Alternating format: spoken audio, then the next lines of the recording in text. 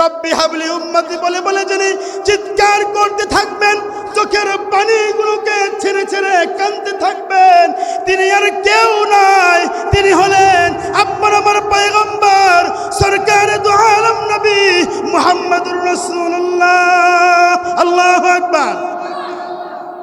হযরত মুহাম্মদুর রাসূলুল্লাহ সাল্লাল্লাহু আলাইহি ওয়াসাল্লাম মাকামে মাহমুদে গিয়ে তিনি কাঁদতে থাকবেন আর বলবেন রব্বি হাবলি উম্মতি, রব্বি হাবলি উম্মতি, রব্বি হাবলি উম্মতি।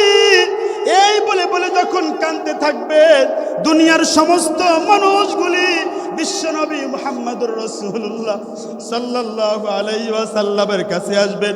আসার পরে বলবেন, নবী গো, নজর করে তাকায় দেখেন আমাদের মাথার মগজগুলি কেমনি ভাবে গলতে গলতে আমাদের নাক দিয়ে কান দিয়ে বের হচ্ছে।